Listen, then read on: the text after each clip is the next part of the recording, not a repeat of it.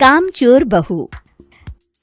कांता बहन की दो बहुएं थी, बड़ी कल्पना और छोटी प्रिया। कल्पना का जैसा नाम वैसा ही काम। सारा दिन कल्पनाओं में रहती, ना कोई काम करती ना कोई धाम। अरे कल्पना बहू, जरा अच्छी सी चटनी पीस दे, आज कुछ मजेदार खाने का मन है। पेट में जलन हो जाएगी माँ जी बुढ़ापे में, और वैसे भी मेरा काम करने का वक्त शाम का है, आप प्रिया को ही बोल दो। इतना कहकर कल्पना वहां से चली जाती है। कांता कल्पना के ऐसे रवैये से काफी परेशान रहती हैं। मैं बना देती हूँ माँ चटनी। ऐसा बोलकर प्रिया माँ को चटनी बनाकर प्लेट में खाने को देती है कि तभी वहाँ कल्पना आ जाती है। अरे वाह चटनी, जरा चख कर तो देखूं, बड़े दिन हो गए।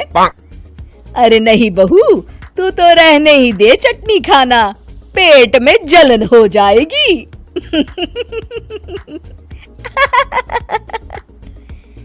इतना कहकर कांता और प्रिया दोनों हंसने लगते हैं।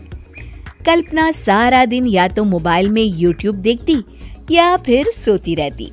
उसका कमरा भी बिखरा और गंदा रहता। एक दिन कल्पना का पति अशोक उससे कहता है, अरे कल्पना, जानवर भी उस जगह को साफ कर लेता है जहाँ वो बैठता है, तुम तो इंसान हो, कैसे इतने गंदे कमरे में रह लेती हो? देखो सारा सामान यहाँ वहाँ बिखरा पड़ा है। ज्यादा अपनी माँ का बोल ना बोलो। हाँ, कमरा तुम्हारा भी तो है, गंदा लग रहा है तो साफ कर लो। पता नहीं तुम्हारे साथ मैं कैसे जिंदगी बिताऊंगा। इतना कहकर अशोक वहां से चला जाता है। कल्पना बस खाना खाने कमरे से बाहर आती और फिर से कमरे में चली जाती। इससे कांता बहन काफी परेशान रहती। एक दिन प्रिया कांता से कहती है, माँ, मैं सारा दिन काम करके थक जाती हूँ, आप कल्पना दीदी से कहिए ना कि सुबह और शाम का काम बांट ले। मैं तो अब सिर्फ एक वक्त का ही काम करूँगी। हाँ। अरे तू वो भी ना करना, एक बहू तो कामचोर थी ही, दूसरी भी आ गई काम ना करने के बहाने लेकर। तभी वहाँ प्रिया का पति रमेश आ जाता है। माँ, मैं देख रहा हूँ भाभी कोई काम नहीं करती, प्रिया सारा दिन घर और रसोई का काम करती है, अब कुछ करो ना माँ। कांता मन में कुछ सोचती है और कल्पना के पास जाती है। कल्पना फोन पर मेकअप करना देख रही होती है। कल्पना, तुम सारा दिन बस मोबाइल देखती हो, घर का कोई काम भी कर लिया करो। प्रिया सारा दिन काम करके थक जाती है। आज से मैंने फैसला किया है, एक वक्त का काम तुम करोगी, सुबह का खाना तुम बनाओगी और रात का प्रिया। आप लोगों ने काम को हवा बना रखा है। अरे पता नहीं थोड़ा सा ज्यादा काम करने में आप लोग घबरा क्यों जाते हैं। और हाँ, बहुत ज्यादा प्रिया की तारीफ मत करिए मेरे सामने, बड़ी बहू तो मैं ही रहूंगी। मैं कुछ नहीं जानती, कल सुबह मुझे वक्त से खाना चाहिए, रसोई में आ जाना, वरना कल से तुझे खाना नहीं मिलेगा। अगली सुबह कल्पना रसोई में नहीं आती है। वो देर से सोकर उठती है और बाहर आकर कहती है, अरे भूख लगी है, आज खाने में क्या है? इतनी देर हो गई, आज किसी ने मुझे उठाया भी नहीं, पता नहीं कहाँ है सब। कल्पना को घर में कोई नहीं दिखता। वो रसोई की तरफ जाती है जहाँ बड़ा सा ताला लगा होता है। अरे रसोई में ताला! ओ, मैं तो भूल ही गई थी। माँ ने आज से सुबह का खाना मुझे बनाने को कहा था। हे भगवान, इतने लोगों का खाना बनाना क्या आसान है?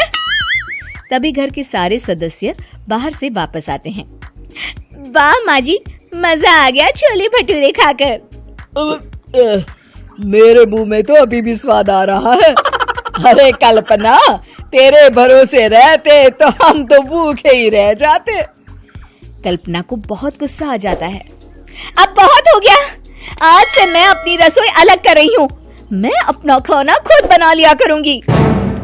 कल्पना अपनी रसोई अलग कर लेती है, पर आए दिन उसका देर से उठना और काम न करने की आदत से वो भूखी ही रह जाती थी। उसी के सामने घर के लोग अच्छे अच्छे पकवान खाते और कामचोर कल्पना को जैसे तैसे ही खाना बनाकर खाना पड़ता। पर एक दिन तो हद ही हो गई। माँ, दीदी आज सुबह से कमरे से बाहर नहीं निकली, हमें जाकर देखना चाहिए। सो रही होगी काम चोर कहीं की, पर तुम कहती हो तो चलो देख लेते हैं उसे। कल्पना कमरे में पेट पकड़कर बैठी होती है।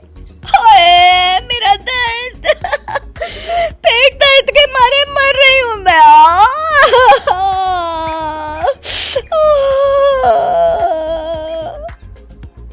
अरे दीदी, क्या हुआ?